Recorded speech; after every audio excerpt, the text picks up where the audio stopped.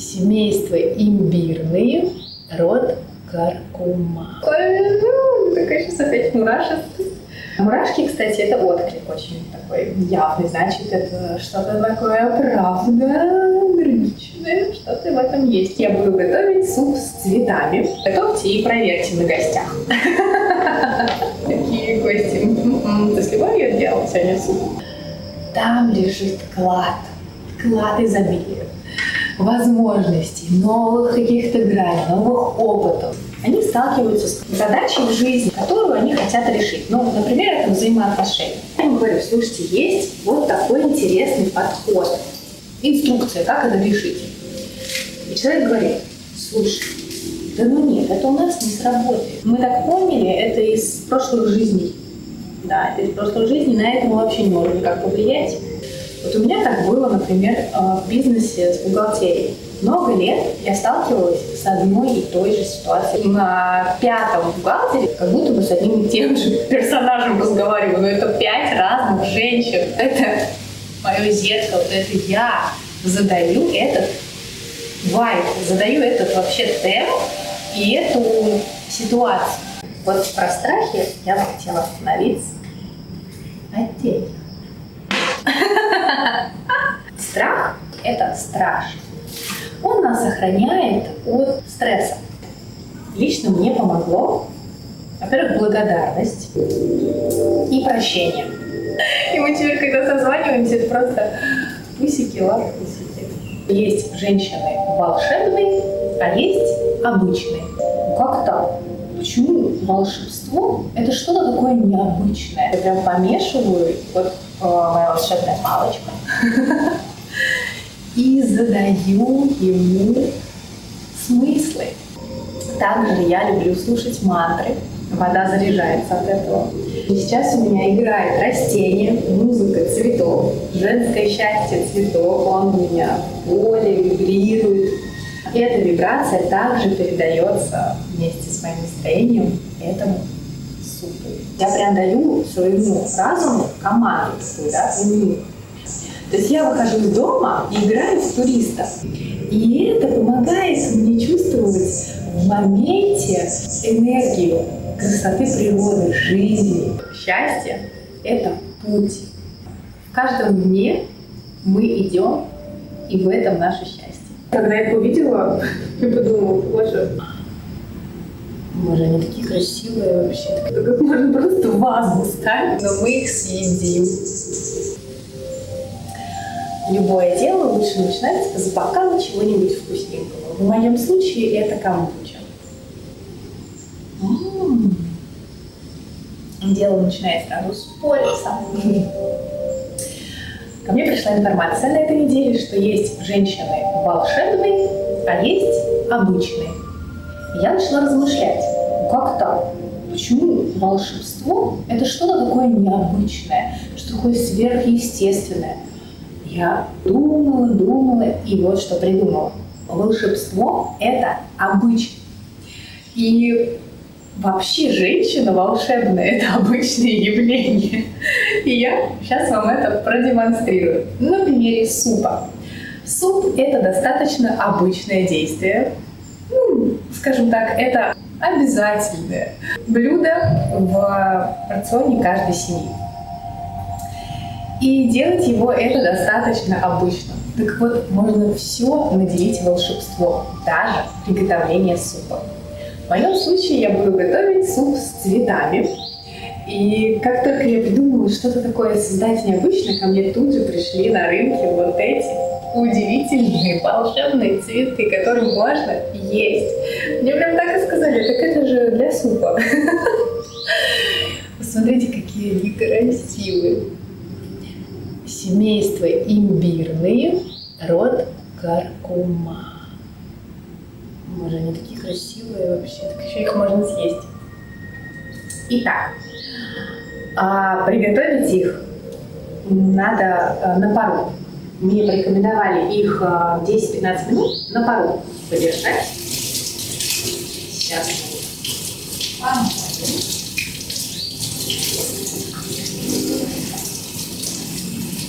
Честно сказать, я когда их увидела, Я подумала, боже, как можно просто вазу ставить? Это так красиво. Но мы их съедим. Такое вот цветочное эффейство домоводства. Итак, сейчас посмотрим. Честно сказать, я уже много лет на растительном питании. Иногда я сажаю цветы, иногда я их ем. Но чтобы вот так прям вот брать и цветы, хотя, вот смотрите, капуста цветная, это же тоже цветок. По сути, я готовлю суп с цветами уже довольно-таки давно.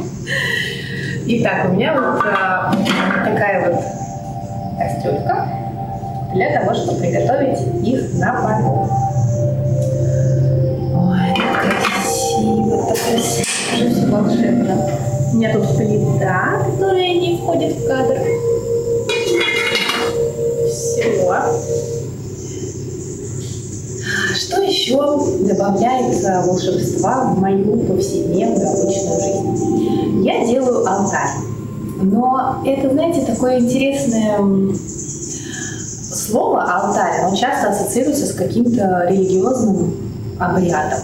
Да? В моем случае это отведена полочка, и я создаю какую-то связь с мирозданием, с душой, через который я наделяю этот момент энергией.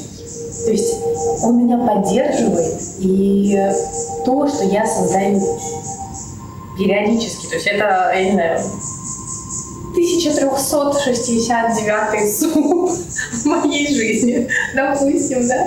И, конечно же, он уже становится, абсолютно автоматическим действием. И вот чтобы соединяться с моментом здесь и сейчас, я делаю некий ритуал, да?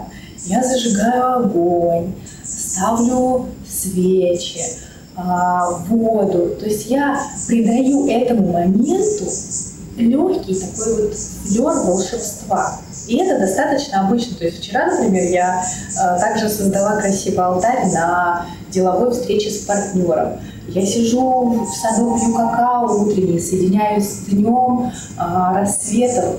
У меня также делается легкий алтарь из того, что есть, подручные материалы используют, природные. И это помогает мне чувствовать в моменте энергию красоты природы, жизни. А теперь возвращаемся к супу. Смотрите на эти грибочки. Вообще, это просто какое-то волшебство. Уже волшебство. Конечно же, я хотела наделить вообще вот этот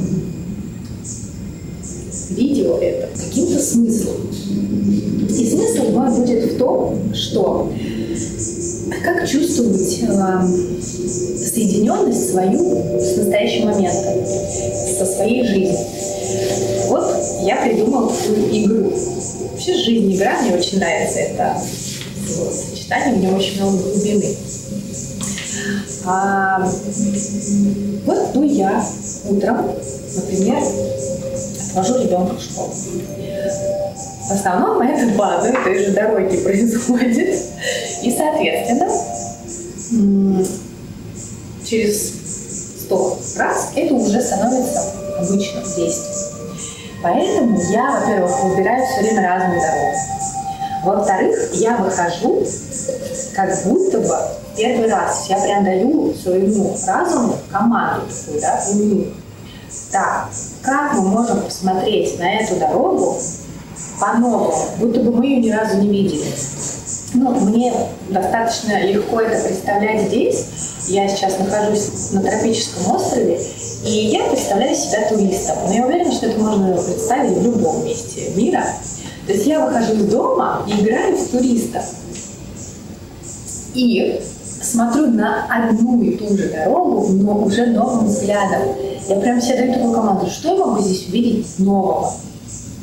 И это удивительно. Как только я играю в эту игру, я вижу новые растения, я вижу новые здания, вижу новые кафешки, встречаю других новых людей. У меня происходит реально как будто бы подмена картинки. Она становится новой, потому что я сосредоточена на новизне. Я даю прям вот команду взгляд ловить на новизне. Вот так же получилось с цветами. Я думала, а из чего я могу еще приготовить суп? И так как я не очень люблю рецепты, я все время придумываю новый суп. То есть у меня ингредиенты такие, как вот на рынке. Что сегодня на рынке будет, то я и почувствую. Возможно, мы с вами сходим вместе на рынок. Это очень интересно. Восточная сказка. Ну, также вот морковка. И я хочу создать из нее что-то интересненькое, красивенькое, чтобы, во-первых, ее ел ребенок. И моя бабушка делала из морковки красивые звездочки. Когда я это попробовала сделать, сразу вообще это понравилось моему ребенку, он съел весь суп. Как это делать? Ну, я думаю, что наверняка многие это умеют и знают. Надо вырезать такие вот треугольнички. Ну, звездочка или снежинка. Сейчас посмотрим, получится у меня с первого раза. Так. Цветочки мои уже, кстати говоря, вовсю парятся. Достаточно красиво все покажу. Вот такие вот цветы. Вообще, конечно, для меня это сверх удивительно, потому что я флорист. Одна из моих граней. И делать из цветов суп, а не букет, это уже новые нейроны. То есть, чем старше мы становимся, тем более для нас жизнь обычной кажется. И привносить в нее что-то интересное, новое, креативное, это прям у меня задачка. Задачка со звездочкой, чтобы проживать эту жизнь в радости, кайфе, со смыслом, пользой. Итак, намерение. Я готовлю суп всегда с намерением. Ну, в общем, у меня получилась не совсем звездочка, но вот такой вот треугольничек. Суп с водой. Огонь, который его... Я понимаю, что есть плиты без огня, тогда я использую свечу. Вот это соединение двух энергий есть та самая волшебная магия. И когда я приготавливаю суп, то я думаю о том, кто его будет есть, какие мысли я хочу туда сложить. Я прям помешиваю, и вот моя волшебная палочка, и задаю ему смыслы. Через воду передается очень много. Ну, а женщина — это вообще волшебный инструмент. Поэтому я верю в то, что любая женщина волшебница. И, соответственно, когда я его создаю, я думаю о том здоровье, какое я хочу в него сложить, любовь, благодарность, какие классные смыслы я в него закладываю.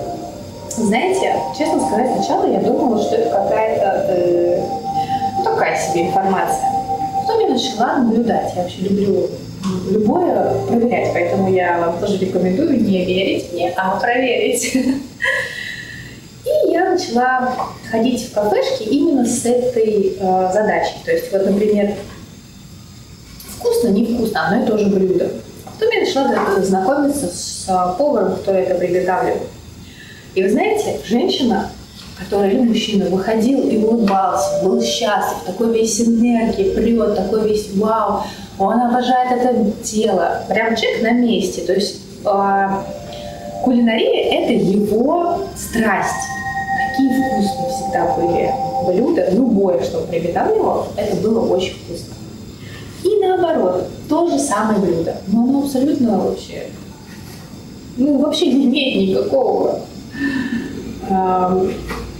окраса. И на кухне стоит абсолютно безжизненный такой человек, который это делал просто за зарплату.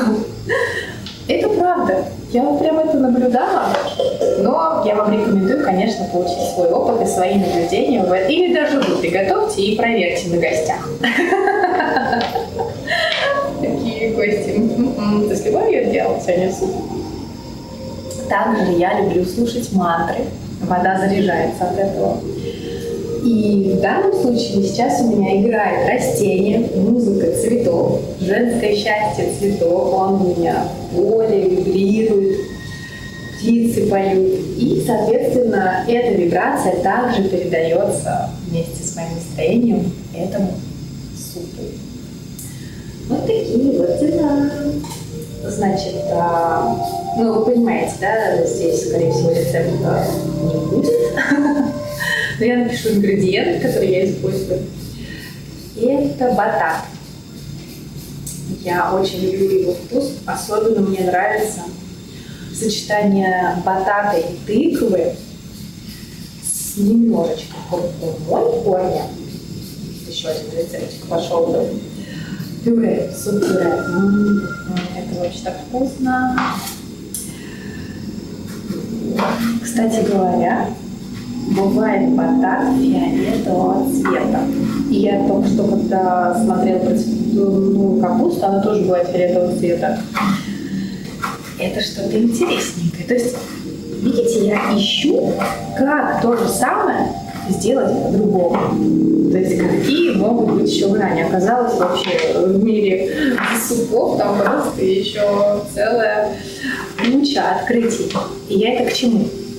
Вот когда я, например, еще раз повторюсь, это 1500 сот, и я не знаю, какой вообще суп по счету. Ой, ну что вы мне расскажете нового про суп? Ну я уже их столько раз приготовила. Или новые супы? Интересно. Давайте посмотрим в этом направлении. И как мироздание начинает со мной работать. Ко мне на прошлой неделе пришла книга просто вообще лучшие рецепты вегетарианской кухни. И там тайская кухня, интернациональная, индийская. Ну, то есть, когда я открыта для нового, то все начинает откликаться на этот мой запрос. Искренний, да? И как бы я бы встретила эту книгу, если бы я думала, да я что, я все и так знаю, зачем мне что новое в этом? 100-500 рецептов, я их сейчас сама вам напишу. Понятно, что на такую энергию не приходит, а когда я открыта, то сразу же приходит что-то новое. И в рамках этого наблюдения я заметила, вот есть люди, они сталкиваются с какой-то задачей в жизни, жизненной задачей, которую они хотят решить. Ну, например, это взаимоотношения.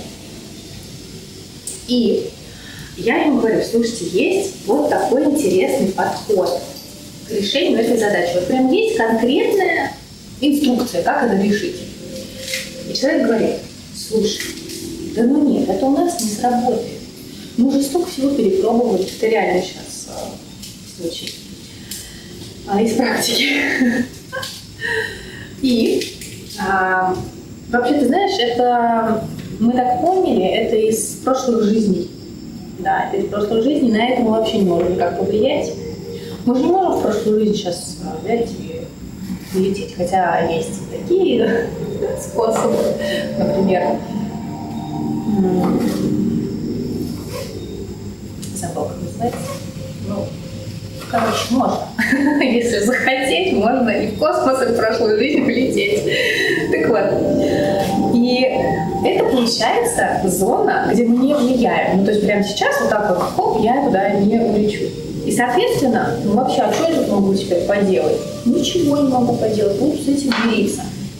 И, соответственно, когда я в такой позиции, то это очень удобно ничего не делать. Продолжать оставаться на том же месте, быть в печали, быть таким грустным. Ну, я действительно что-либо сделать. И если вдруг все-таки найти в себе силы, кушать суп с намерением, сидеть у алтаря, медитировать, то можно просто задать себе такую задачу. А как?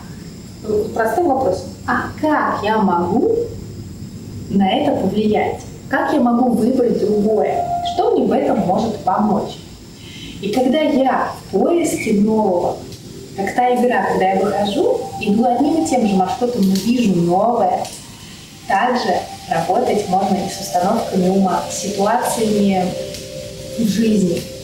Вот у меня так было, например, в бизнесе с бухгалтерией. Много лет я сталкивалась с одной и той же ситуацией в бухгалтерии. Я меняла бухгалтеров. И я удивилась, что на 5-м бухгалтере, что я как будто бы с одним и тем же персонажем разговариваю, но это 5 разных женщин. И я тогда поняла, что это мое зеркало, и что это я задаю этот вайб, задаю этот вообще темп и эту ситуацию. Это удивительно, когда я подумала, окей, как я могу решить этот вопрос, как я могу посмотреть по-новому, лишь такие мурашки сразу пошли. Тут же поменялась ситуация. Это просто удивительно. Когда я сказала, нет, все, я выбираю по-другому. Покажите мне божественная энергия, Вселенная, мироздание, то, что вам откликается. И тут же я увидела несколько даже вариантов решения этого вопроса. И вот я уже в новой реальности, где бухгалтерия — это вообще кайф, радость и лайки. И мы теперь, когда созваниваемся, это просто пусики, лапусики. Да. Можно поменять вообще любые установки ума. Но надо работать в этом направлении. Что в этом помогает? Лично мне помогло, во-первых, благодарность, да, за то, что этот урок вообще пришел, осознание того, что это все для меня, любая ситуация, она для меня, и в ней есть дар. И прощение. Не тянуть за собой какие-то прошлые триггеры. Сейчас я поясню, например. Есть такая притча, я притчи сейчас вам расскажу. Два монаха идут по своим делам. И навстречу им женщина, которая не может перейти через реку. И она просит их о помощи. Пожалуйста, помогите мне перебраться на тот берег. А дело в том, что монахам нельзя брать, трогать женщин вообще. То есть, когда я даже здесь, в стране, где буддизм, даю что-то им, помогаю. То есть, я не могу дать в руки им. Я должна поставить, он может взять. Правило такое. И монах было два. Старый и молодой. Старый монах, недолго думая, просто взял женщину, перенес ее на другой берег, поставил и шел дальше. А молодой всю дорогу думал, ну как вот он так мог нарушить это правило вообще, да что же это такое, да как же так. В общем, шел и гнал очень много всяких странных вещей в своей голове. Не выдержал, и через какое-то количество долгого времени, километров, он спросил у старшего монаха, слушай, вот я не понимаю, вот как ты мог, ведь нельзя же, ты чего? Он говорит, ты представляешь, вот я ее там взял, там и оставил. Все, у меня нет вопросов. Сделал доброе дело. А ты все это время ее несешь в своей голове, даже не прикасаясь к ней. Вот я подумала, что эта притча идеально подходит к прощению. То есть оставить это все там. Потому что прошлого нет, хоть это можно перевести специальными способами, но тем не менее. И также Будда сказал, что счастье – это путь. В каждом дне мы идем, и в этом наше счастье. Итак, мои цветочки уже приготовились, судя по аромату. Да, очень даже. Выглядят очень приготовленными. Не похоже на спаржу. По всем признакам.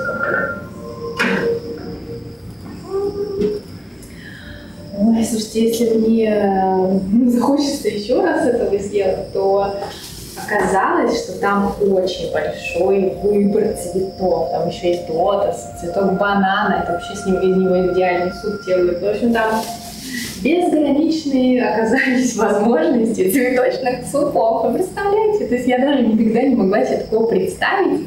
А как только я подумала, так, моя задача делать супы. Я хочу, чтобы моя семья ела суп.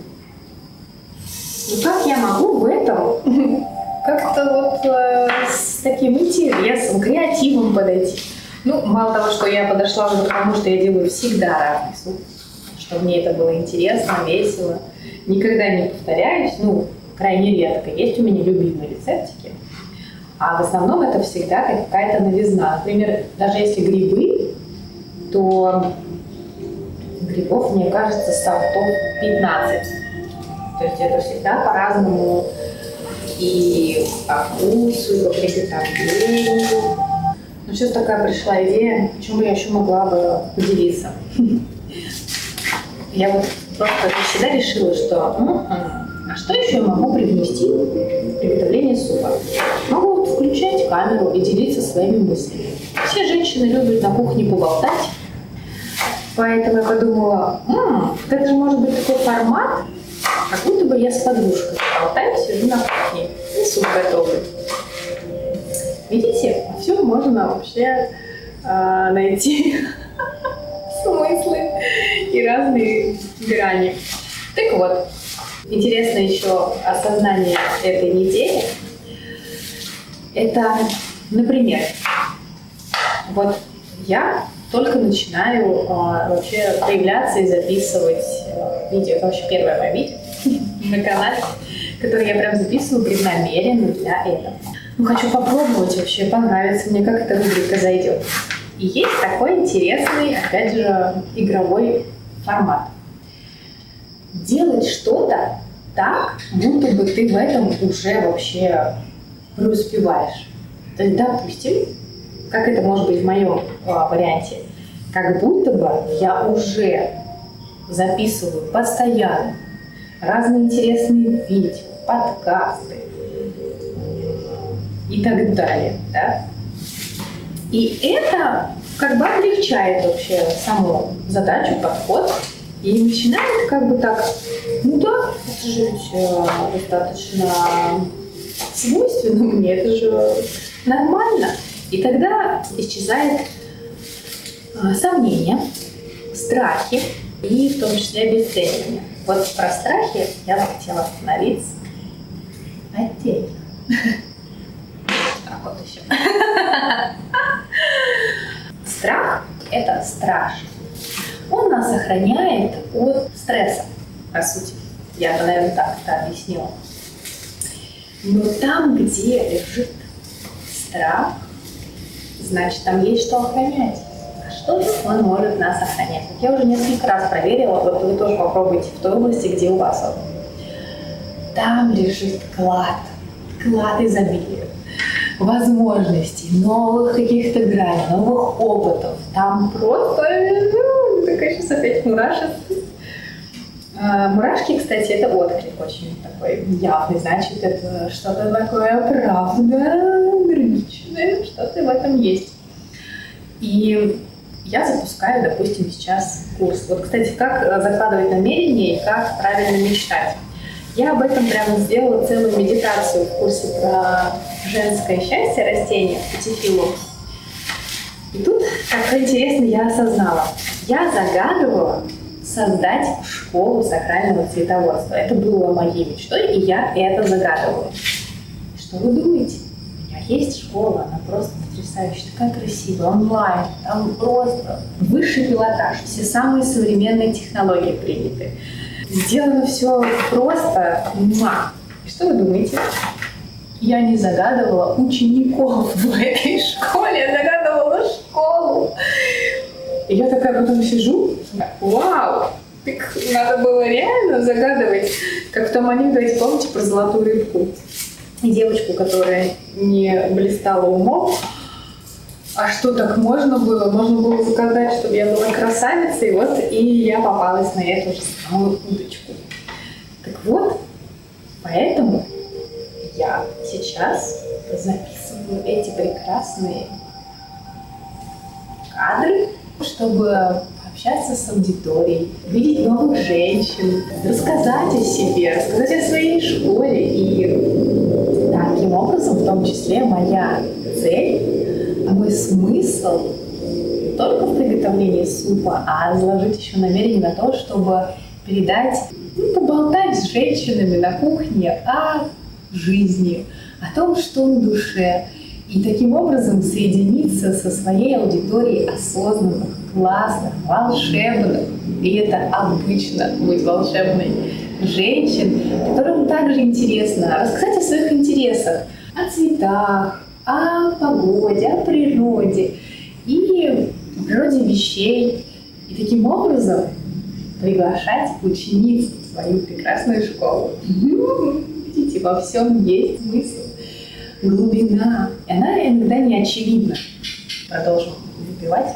Кстати, очень часто формат, я прям видела, как люди, а давайте выпивать. И прям сидят, вино пьют. У меня камбуча. Веган вариант.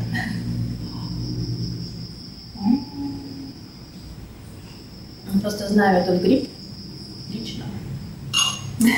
От этого еще больше соединения. Итак, суп основа готов. Осталось вот эти вот прекрасные цветочки. Так, они уже чуть-чуть остыли, чтобы можно было их взять. Давайте я вам покажу, как они после выглядят. Ой, так пахнут вообще, знаете? Такая вот как пряность. Вот такие они после обработки пахнут. И просто вот так вот их порежу. Кстати, они все равно еще такие очень даже упругие.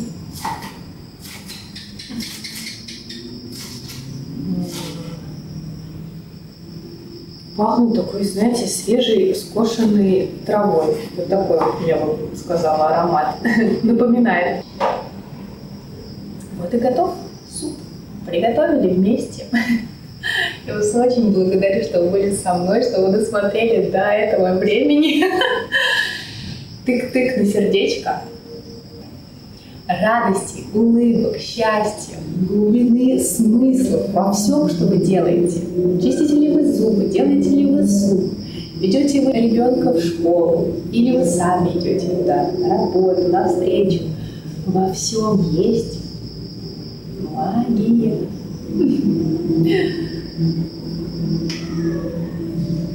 До новых встреч!